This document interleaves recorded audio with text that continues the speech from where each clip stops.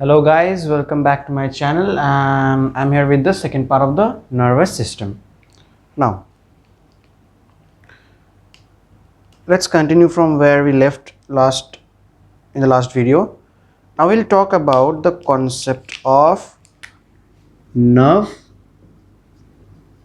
and nerve fibers. What are the differences between these two? Okay. Basically, what is a nerve fiber? A nerve fiber is nothing but a single neuron. Actually, the longest part of the neuron is an axon. Okay, so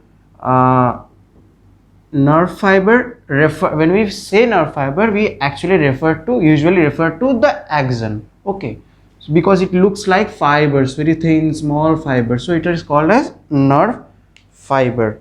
Okay. And what is a nerve?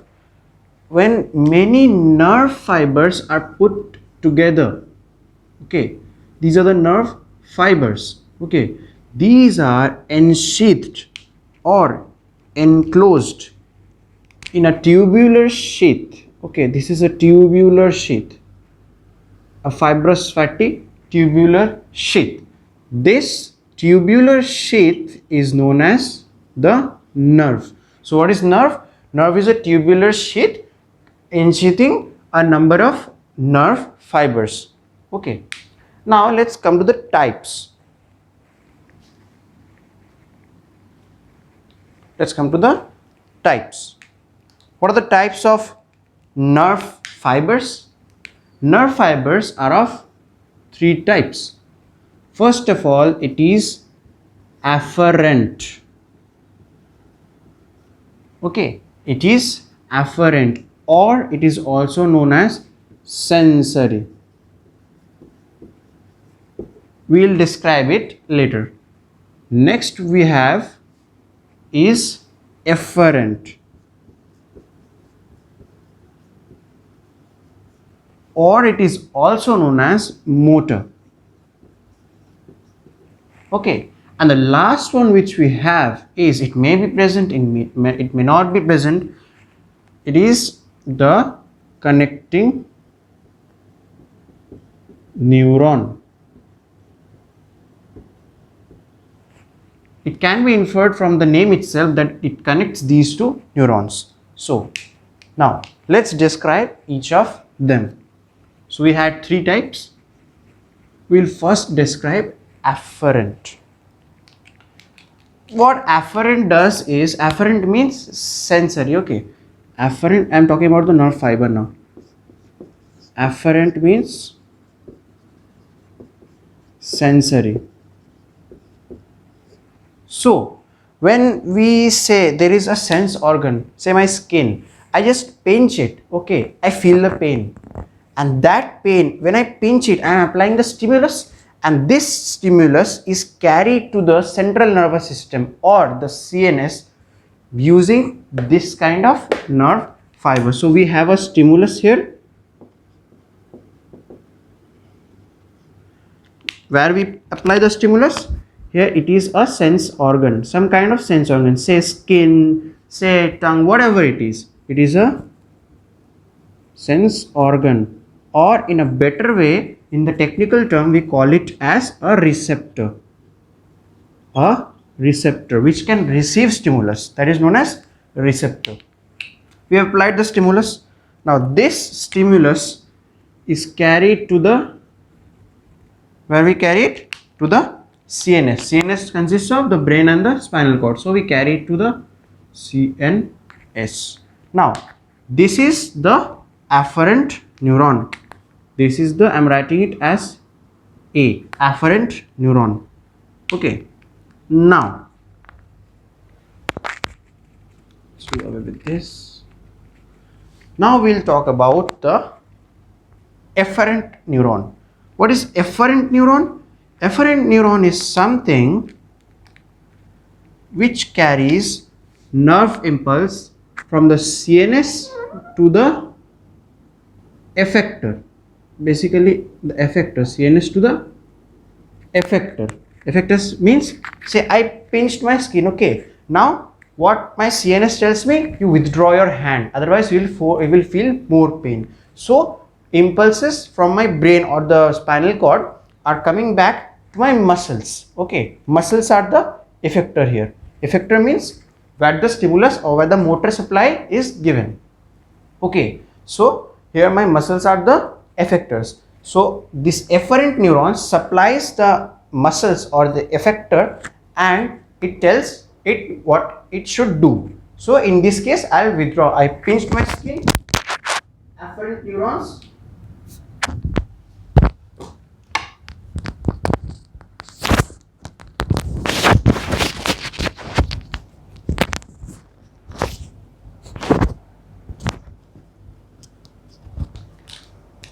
So I pinched my skin.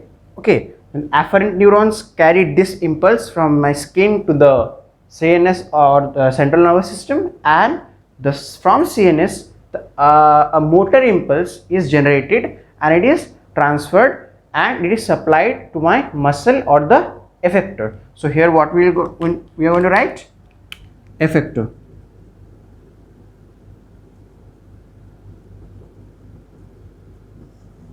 Okay, this kind of neuron is called as the efferent neuron. I am writing E, efferent. Remember, E for effector, E for efferent. There is a type of mnemonic. Now, in between these two, in the CNS itself, okay, there has to be processing of information. So there needs to be connection between these two. Okay, so these two neurons here are connected using what we call is a connecting neuron. There may be more than one connecting neuron. Say in between there are more than one connecting neuron. They may be numerous. Okay, or it is that there may be no connecting neuron. They are directly connected. It also may be in the most primitive type of reflexes or something.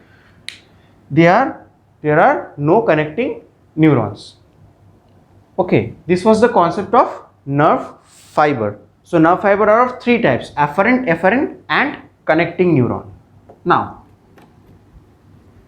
let's talk about the types of nerves. Here also the nerves are of three types. The first one being again afferent, the second one being again efferent, or you can say sensory, and in this case the motor. And the last one is not connecting. Mind it, it's a common mistake. Nerve is not of connecting type. Nerve, the last type of the nerve is mixed nerve. What I said, nerve is a tubular structure with ensheaths, which collects different nerve fibers. Okay, so how do we classify these nerves? On what basis? What are afferent nerves? See, this is a nerve, right? Inside we have nerve fibers. So we can call this an afferent nerve only when all the nerve fibers inside this are afferent nerve fibers. Okay, can you read? Now inside this nerve, if all mind it, all the nerve fibers are of afferent type, then only we can call this entire nerve as afferent nerve or a sensory nerve. Now say,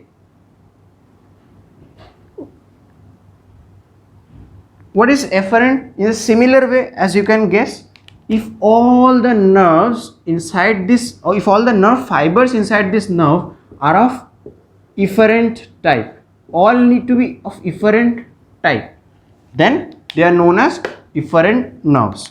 Now if inside a nerve both type of nerve fibers are present, okay, so one is of, these are efferent and we also have afferent fibers, both type of fibers are present inside a nerve, then this nerve is known as a mixed nerve.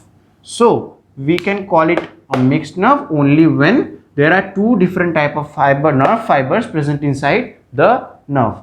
Which type of nerve fibers? Afferent as well as efferent. That's all about the concept of nerves and nerve fibers. Just do not confuse between afferent, efferent, mixed, which are the types of nerve, and afferent, efferent, and connecting, which are the types of nerve fibers. Okay, now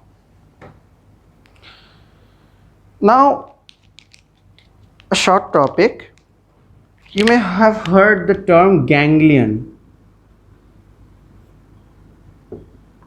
What is a ganglion? Ganglion is nothing but a collection of cell bodies. See, I said when we say nerve fiber, we mainly represent axons. Why? There are very less regions having the cell bodies. Axons are mainly distributed in the body. Okay. So, but there has to be somewhere a cell body. Okay. And actually, when there are cell bodies, there are actually clusters of cell bodies. Okay. So there is a cell body here. Okay. There is another cell body here. There is another cell body here, and from here axons are coming out. Okay, so this together inside it also occurs inside a nerve usually. Okay, so when this together is inside a nerve, a swelling is created. Let me show it to here. Say this is a nerve, fine nerve. Okay, this is a nerve. Here we have cell bodies. Here we will have cell bodies. Okay, here we will have cell bodies. And from these cell bodies, what happens? Axons are moving. Okay. Now this cluster of cell bodies, we have to give us some space here. Okay. So what happens? The region of the nerve here gets a little bit of swollen. You can see a little bit of swollen area here, and this swollen thing is known as the ganglion. Nothing else. It's a cluster of cytons or the cell bodies.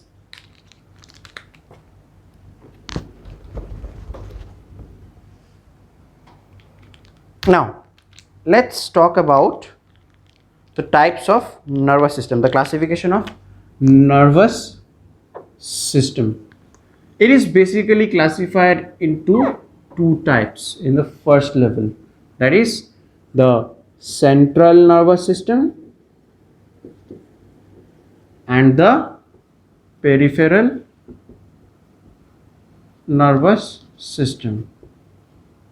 Now, CNS consists of basically two components. What are they? The first one being the brain, a huge brain, and the second one being the spinal cord. Now, in the peripheral nervous system, it is again divided into two types. What are they? They are the autonomic nervous system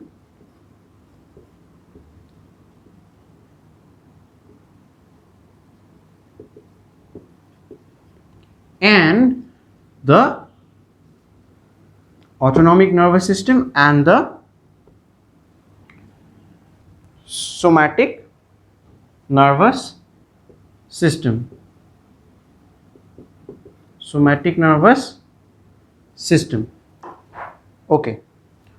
Now, this autonomic nervous system, by the name itself, we can infer that auto means what? Automatic. So these controls all the automatic functions of our body, means all the involuntary actions of our body. Say the glands secreting the hormones, the glands secreting the enzymes. Okay, say the peristalsis of the GIT tube. So these all are controlled by this autonomic nervous system. And what is somatic nervous system? What is the meaning of soma? Soma means body. Okay, our own body cells. Okay, so this controls all the voluntary actions of our body. These basically consist of nerves, nothing else. Okay, these nerves are controlling the or innervating the involuntary acting organs of our body, and these are innervating the say muscles of the body which are under our voluntary control. Okay, now this autonomic nervous system is again of two types. You may have heard this in your junior classes. That is of sympathetic and of parasympathetic type. Parasympathetic. What is the function of sympathetic system? It elevates the body activities, meaning that when you are in a state of emergency, fear, fright, whatever it is, this sympathetic system gets activated and it increases the body's the state of the body of it raises the body's metabolism. Okay, it raises the body's body activities. Okay, we'll talk about it in detail later on. And what parasympathetic system does, it just cools down the body. When you are again in the normal state, it cools down the body to the normal level. Okay, we'll talk about the contrasting features later on. And what is about the somatic nervous system? In the somatic nervous system, we have two kinds of nerves. What are they? The one being spinal nerve, the other being the cranial nerve. Cranial nerve means cranium. From the name itself we are getting that these nerves come out from the cranium or the brain, actually the brain. Okay, and these are the spinal nerves which come out from the spinal cord. We'll again talk about it later. That's all about the basic classification of the nervous system. Now let's come to brain. Okay, let's come to the brain, the central nervous system. We will first talk about brain. Now structurally, if we say, brain is classified into three types.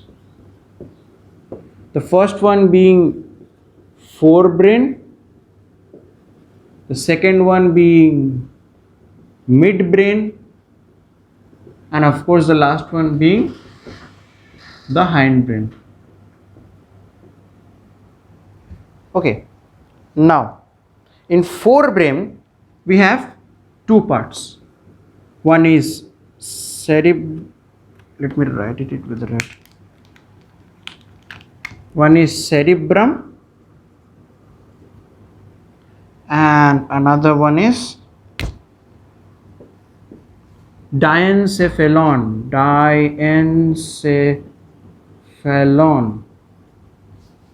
Okay, what is the function of this diencephalon? The function of this diencephalon is, actually diencephalon also consists of two parts. One is the thalamus and the other one is the hypothalamus. Okay, what is the function of this thalamus? Thalamus relays the pain and pressure. See, when I am pinching myself, as I said before, this sensation of pain first goes to the thalamus. This again relays it to the cerebrum. Okay, this thalamus, actually this sensation of pain first goes to the thalamus. Okay, what is the function of hypothalamus? It is the heat regulating center of the body. Or our body temperature is normal is at about 37 degrees Celsius. You know that. Okay, this temperature should, how is it that this temperature is always maintained? Our outside temperature, environment temperature is always changing, right? So there has to be something which maintains our body temperature at the same level. This is what is the master of this. This hypothalamus always regulates our body temperature using various mechanisms. We'll learn about it later. This hypothalamus regulates our body temperature and keeps it at a stable state of 37 degrees Celsius. Now I'll talk about this the ones written in red afterwards because they are more important. You just keep it in mind, all these. We don't need all these, diencephalon and all. Okay, next, in the midbrain we don't have any such classifications, but what is the function of midbrain? They control the reflexes of eyes and visual and auditory reflexes. Okay, it controls visual and auditory reflexes. Visual means associated with the eye and auditory means associated with the ear. Say someone suddenly claps, you are concentrating on a work, someone suddenly claps or makes some huge sound, okay, in just near your ear, you will give a jerk. Okay, So that's a reflex. That's an auditory reflex. Now what is a visual reflex? Suddenly a bird comes in front of you flying. Okay, you will just give a shock. Okay, that's called a visual reflex. Or you will just jump, whatever. That is the visual reflex. Now the hindbrain consists of, or is composed of, three parts. I'm rubbing it out. Hindbrain consists of three parts. What are they? They are, first one being cerebellum. Okay, the second one being the pons varoli, P-O-N-S, varoli, V-O-V-A-R-O-L-L-I, or you can simply say pons, that also will do. Next, what we have is the medulla. Okay, we also don't need to talk much about pons, right, with blue. Okay, cerebellum, pons and medulla or medulla oblongata. Now about cerebellum and medulla we will talk about later. Pons, what it does is, this, cerebellum is the little brain. Okay, it is present at the hind brain part, at the back part of the brain, a small, I'll show it. Okay, it also has two hemispheres, two bilateral hemispheres. Okay, what this pons does is, this pons connects these two cerebellar hemispheres of the cerebellum. Pons connects these two cerebellar hemispheres, and so that they can communicate between each other. That is the basic function of pons. Now let's talk about these red one written in red one in a little bit of detailed way. Actually, when we classify brain in lower levels, in our level of class 10, when we classify brain functionally, that was structural classification. Now when we classify functionally, we get those three. What? Cerebrum, cerebellum and medulla oblongata or medulla. Okay, now I'm going to draw the brain in a lateral view, means as you are seeing on the screen. Okay, from the side, just you're seeing my head, my brain or my cranium. Okay, just I'll draw it in the same way, same view. Okay, I'll draw it in the same view.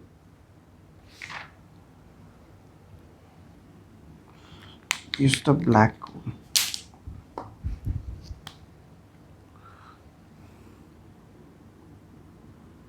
A basic representational diagram. Okay, not too much of artistic.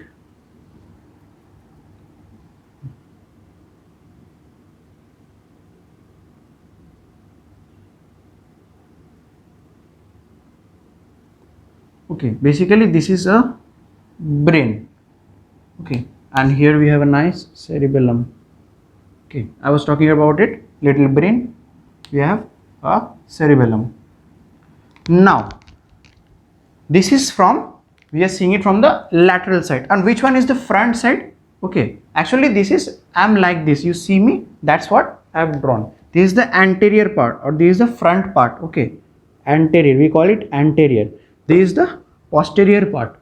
Okay, this is the posterior part. Now there are the different regions of the brain are assigned different work. Okay, now what are those regions? First of all, in this region we have this region. Okay, this region is responsible for the function of thinking, memorizing, okay, speech, and this lower part is even responsible for taste and smell. Okay, just keep it in mind, nothing else. Next, in this posterior part, this part, okay, what is it responsible for? It is responsible for vision. It is responsible for vision. Okay. This part, okay, this part, okay, this part is a lateral part here, this part, that part of the brain. It is responsible for hearing. It is responsible for hearing. Okay. What is left? This part. We divide it into two parts. Alright. We divide it into two parts. One of them, this part is responsible for the sensory information or sensations. Okay. And this part is responsible for motor control or movements. Okay, movements of the body. So these are the basic regions of a cerebral hemisphere or cerebrum. You know, cerebrum also we have two hemispheres. Why? See, you're seeing me from there. Okay, I cut my brain into two halves. Basically, I cut my major portion of the brain is cerebrum, right? I cut my cerebrum into two halves. Okay, and we have the right half, we have the left half. So now I had drawn this diagram this way. Okay, this way. Now what I do, I have cut the cerebrum into two halves. Okay, I just remove one half so that we can see the inside part of the next cerebral hemisphere. We will see the inside part. Okay, how to do it? Now do away with this. Again I'll draw a brain at this time.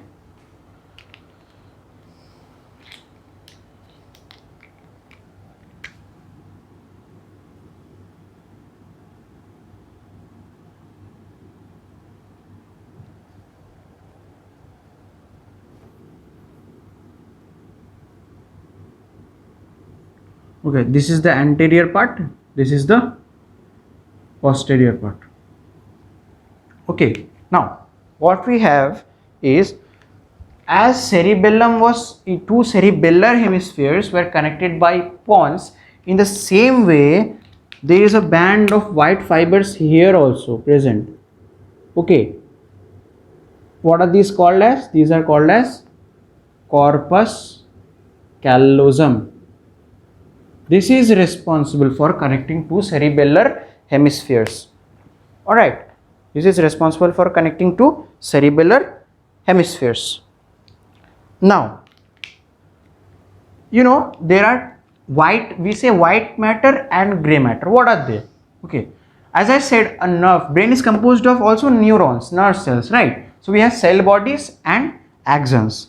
You know, axons are thin structures. Okay, thin structures, so light can easily pass in between them. Okay, so when we see a bunch of axons, in a bulk of axons, okay, we will see it is white in color. Why? Light is easily passing through it. Okay, and when we see a bunch of cell bodies are cellular, they contain cytoplasm. Okay, so they are dense, so when light cannot wholly pass through it. Okay, so when we see a cluster of cell bodies, we will see what color we will be able to see. We will be able to see a grayish color. So when we say gray matter, by that functionally we mean that these are clusters of cell bodies or cytons. Okay, means cytons are present in that part. And when we say white matter, we say that we want to say that it is a cluster of axons in the brain.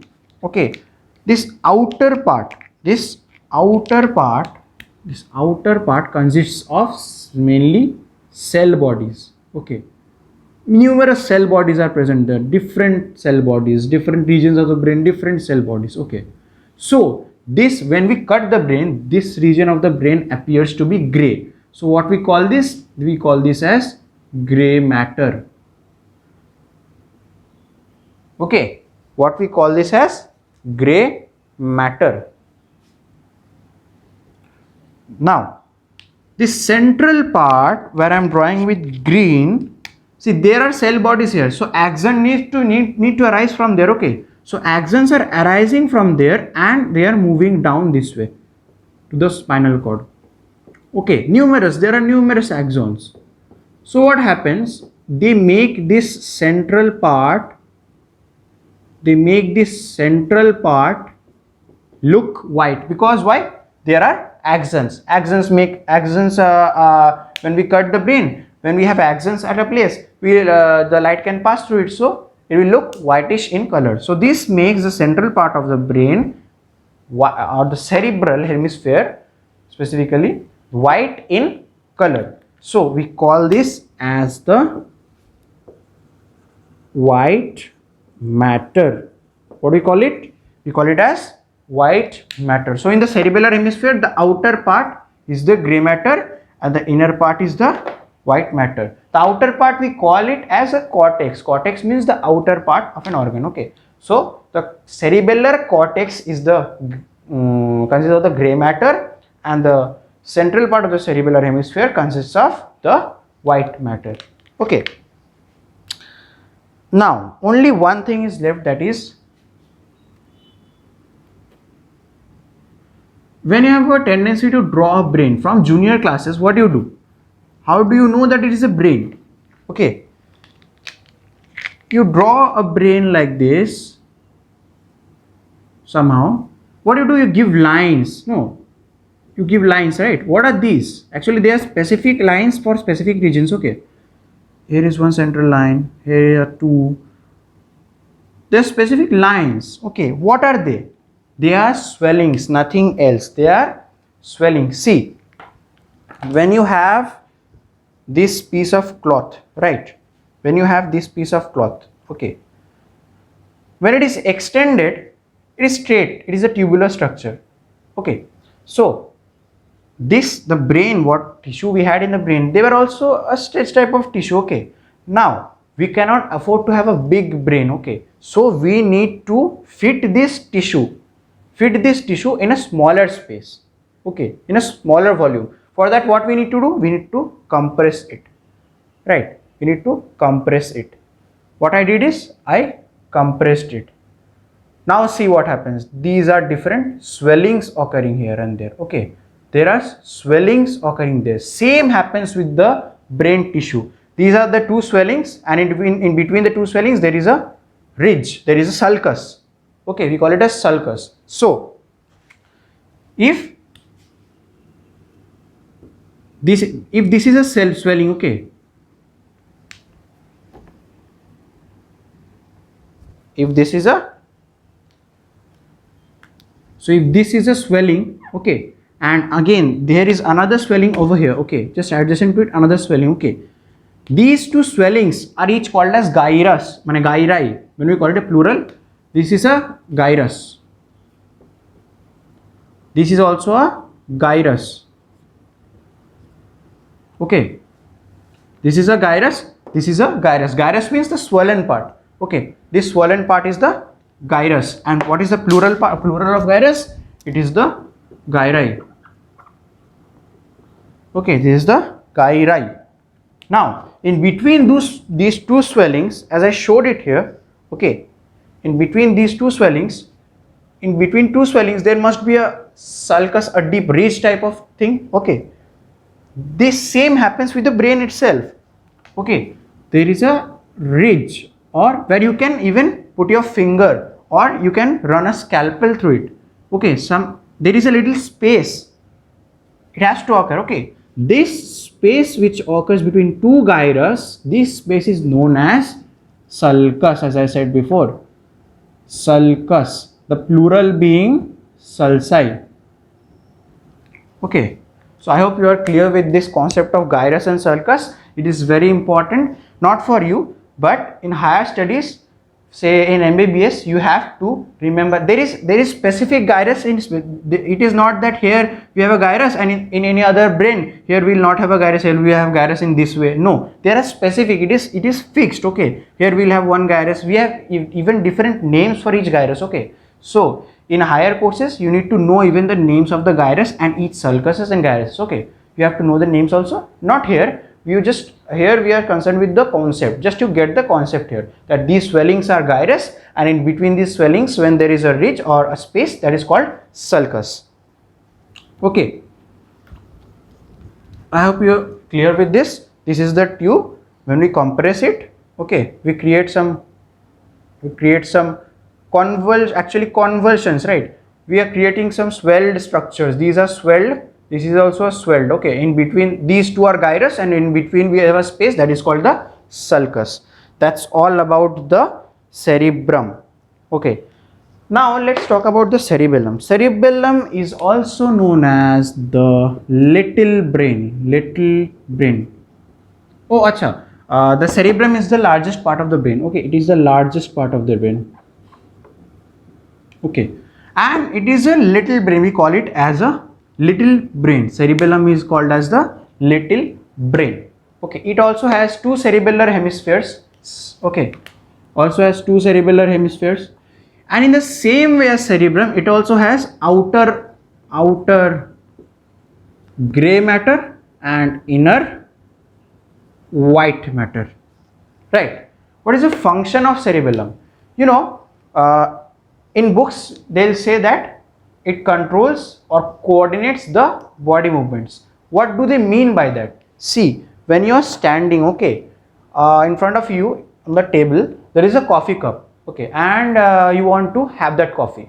Now what do you need to do? You are standing this way, so you need to pull your hand up and then take it like this and drink it. Now what would the scenario be if your hand was not here? Your hand was here like this. Now in this case you are taking your hand up, okay, but in this case you have to take your hand down from the initial position and then take the coffee, then grab it and eat, drink it. Okay, this thing is determined by cerebellum. What is determined by the cerebellum? Where is the initial position of our body? Each and every places, each and every muscles of our body, their initial position is kept being updated to the cerebellum.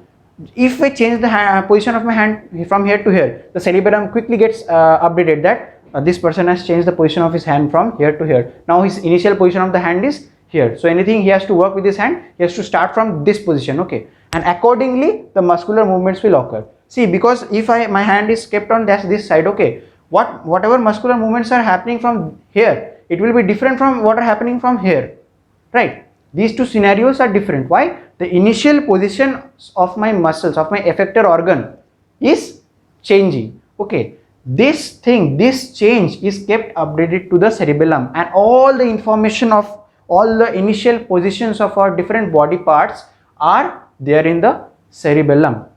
So what happens when we are walking? Okay, the position keeps on changing. This keeps on getting updated in the cerebellum, and accordingly the cerebellum instructs the cerebrum to perform the muscular activities, as I gave the example. Okay, if my hand is here, I need to take my hand up and then grab, and if my hand is here, I need to take it down, not up, I need to take it down and then grab it. Okay, so this kind of difference, this kind of difference in initial positions can result in actually need to be taken care of by different muscular movements, and that is coordinated by the cerebrum.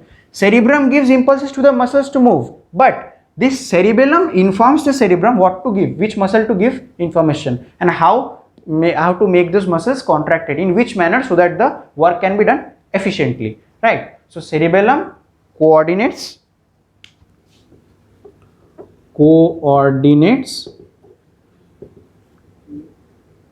all muscle activities. So where you see a drunk person, he's extremely drunk, what happens? He cannot even walk, he falls down. Why? His cerebellum is affected. Now what happens when his cerebellum is affected? When his cerebellum is affected, the cerebellum doesn't get information about all the initial positions of his limbs or hands or whatever. Okay, now what happens? He tries to walk, but the cerebrum cannot relate with the initial position, so it does random muscular movements, and this results in the person to be falling down. Okay, because he cannot keep the balance. So it is cerebellum is in short responsible for the coordination of muscle activities or body balance. Okay, it is responsible indirectly, it is responsible for body balance. Now that's all about cerebellum. Okay, that's all about cerebellum. Now let's come to medulla. What about medulla? Medulla is nothing, it controls all the internal organs or the activities of the internal organs, or rather the involuntary activities, okay, of the internal organs, of the internal organs. Say we are breathing continuously. Breathing is an involuntary action, mind it, it's not a voluntary action. You can stop breathing just for some time and then you have to start it again, otherwise it's a reflex, you have to do it, okay, and never ever try it, it can be fatal, okay. Now say peristalsis, we are eating food, okay, the food passes down the food pipe or the esophagus and through the entire alimentary canal. This is done by the process of peristalsis, the alternate contraction and relaxation of the GIT muscles. This is again taken care of by medulla. We cannot control it voluntarily. We cannot stop this peristalsis on our own will. Okay, this is done by medulla oblongata, and all the different secretions from different glands, different enzymes, whatever the internal organ, internal activities. The center is medulla. Medulla controls everything. Okay, if medulla is affected, say if a person falls down and the medulla is affected, okay, he gets hit in the medulla, it is badly damaged, then the person will stop breathing, he can even stop breathing, he can even stop peristalsis, okay. All these things occur when there is damage or injury to the medulla oblongata, okay. So that's all for the parts of the brain, and finally that's all for the second part of the video, and I'll just give the link for the next part of the video in the link description below. And if you like the video, please hit the like button, share it among your friends, and subscribe to my channel. And so thank you for watching.